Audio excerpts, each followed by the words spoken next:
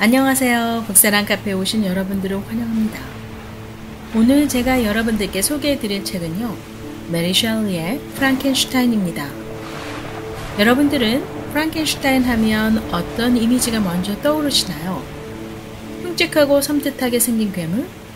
엄청난 힘을 가진 덩치 큰 괴물이 인간과 맞서서 인간을 괴롭히는 모습 등 다양한 이미지를 그리실 텐데요.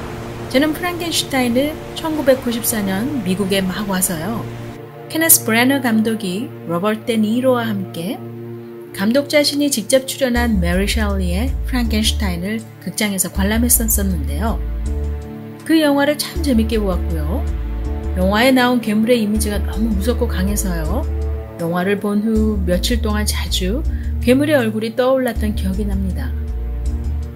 그리고 나서 후에 막상 작품의 원작 소설을 자세히 읽어보니요, 흥행과 재미 위주로 각색되었던 영화와는 달리 기본 내용은 비슷했지만 소설 속 주인공의 내면의 생각을 더 깊게 살펴볼 수 있어서 좋았습니다. 우선 많은 분들이 프랑켄슈타인이란 소설의 제목을 작품 속 괴물의 이름으로 알고 계실 때가 많은데요. 프랑켄슈타인은 그 괴물을 만든 과학자 빅터 프랑켄슈타인의 이름이었죠. 자, 그럼 지금부터 메리 셸리의 프랑켄슈타인 이야기를 시작해 보도록 할까요? 이 소설의 시작은요, 로버트 월튼이라는 북극 항로를 개척하고 있었던 한 탐험가가 4통의 편지를 그의 누이에게 보내는데요. 그 편지 내용에 이 소설의 내용을 담아서 보내는 형식으로 전개됩니다. 탐험가 월튼이 북극을 항해하던 중 그의 선원들이 개들이 끌고 가는 썰매를 탄 한 거대한 인간이 북극을 향해 빠르게 질주하는 모습을 보게 되는데요. 바로 다음 날 선원들은 둥둥 떠가는 얼음 위에 몸을 싣고 배 옆으로 표류하고 있는 한 어떤 남자를 발견하게 되죠. 발견되어진 그 남자는 구조가 되고요, 배에서 점차 건강을 회복하게 됩니다. 그러면서 그 남자는 마음의 문을 서서히 열어 탐험가 월튼에게 자신의 기가 막힌 사연을 털어놓기 시작하는데요. 그가 바로 빅터 프랑켄슈타인이었죠. 그는 제네바의 한 평온한 중산층 가정에서 비록 어머니가 일찍 돌아가셨지만 아버지의 끊임없는 관심과 사랑 속에 좋은 교육을 받으며 형제와 친구들과 함께 성장하게 됩니다. 잉골슈타트에 있는 대학에 다닐 때 빅터는 자연과학에 심취하게 되고요. 그곳에서 크럼페 교수를 만나 그의 제자가 됩니다.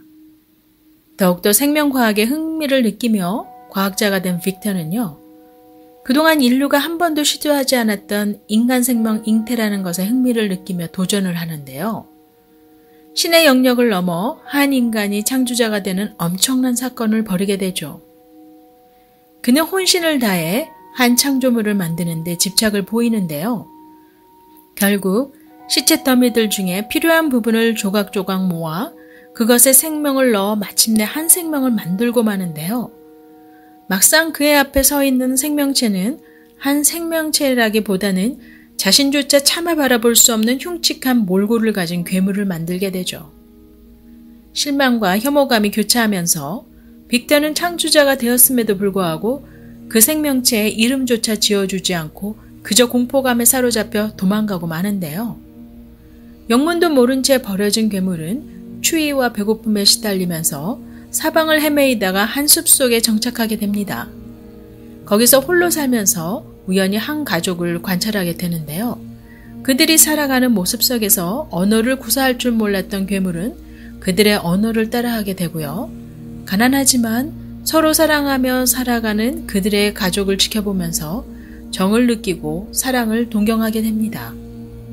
순진한 아이와 같은 마음과 선한 의도를 가졌음에도 시체 더미로 짜집기한 그의 흉측한 몰골과 거인과 같이 큰 체구 때문에 인간들은 그에게 다가가기는커녕 이유 없이 폭력을 그 괴물을 향해 휘두르고 그를 학대합니다. 두려움과 고독 속에 몸부림치며 웅크리고 앉아 괴물은 눈물을 흘리면서 점차 무서운 파괴력을 가진 존재로 변해가죠.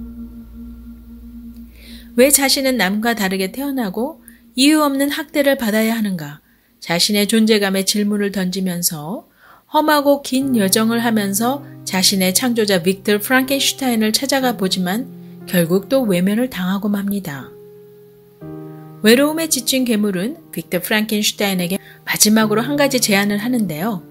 자신과 같은 여자 괴물을 한 명 더 만들어주면 아예 죽을 때까지 누구도 괴롭히지 않고 조용히 행복하게 살겠노라고 간곡히 부탁도 해보지만 빅터는 자신의 처지와 가족을 괴물이 파괴로 몰고 가며 더 나아가 인류를 파괴할지 모르는 괴물 하나를 또 만드는 것은 위험한 일이라고 판단돼 괴물 하나를 더 만들던 중 없애버리고 말죠.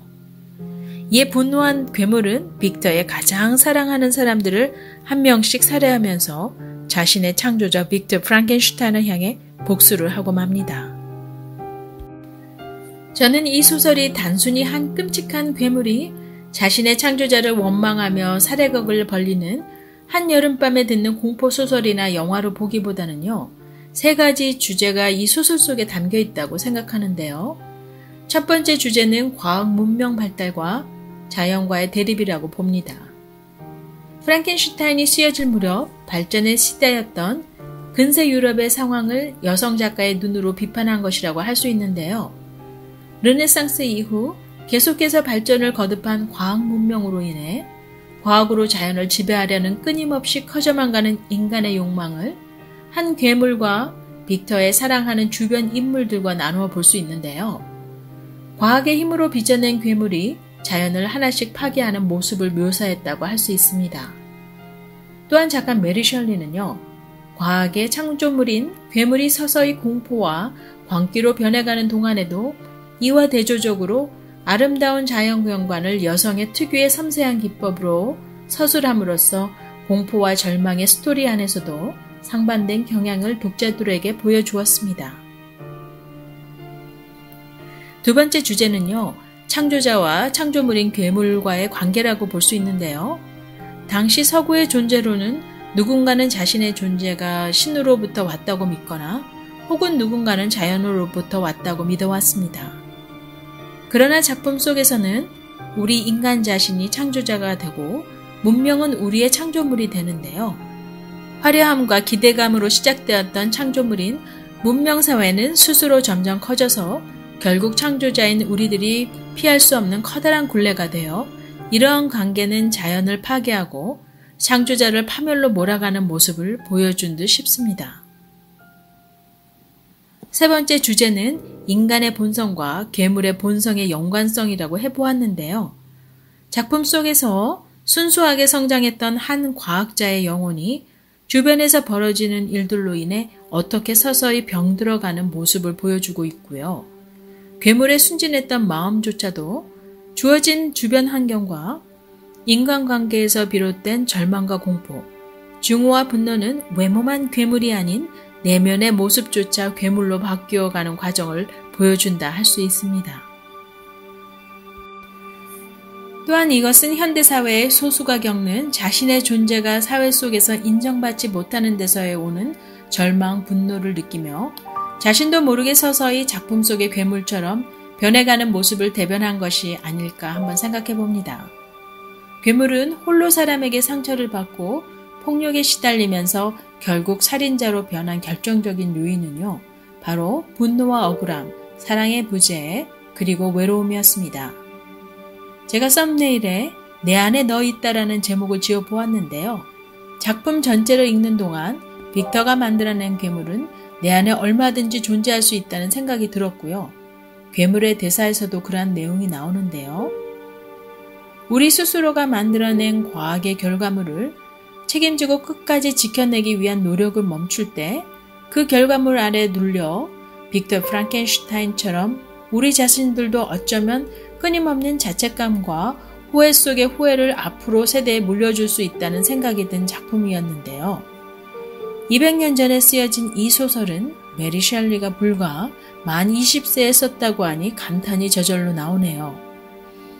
앞으로 맞이할 세계를 미리 예견이라도 한 듯 작품을 썼다고 여겨지고요. 이러한 멋진 작품이기에 오랜 세월 수많은 작품들을 이겨내고 당시 그리 인정받지 못했던 여성 작가의 작품이 당당히 최초의 과학소설로 알려지지 않았나 봅니다. 저는 오늘 여러분들과 함께 메리 셸리의 프랑켄슈타인을 리뷰해 보았는데요. 역시 고전 작품은 각색된 희곡이나 영화로 보기 전에 원작을 직접 읽어봐야 더 깊게 내용을 이해할 수 있다고 생각하고요. 또한 작품이 우리에게 주고자 하는 메시지를 분석하는 통찰력이 생기는 듯 싶습니다. 꼭 한번 읽어보셔야 할 고전이라고 추천하고 싶고요. 구독, 좋아요 버튼 잊지 마시고요. 그럼 다음 영상에서 뵐 때까지 안녕히 계세요.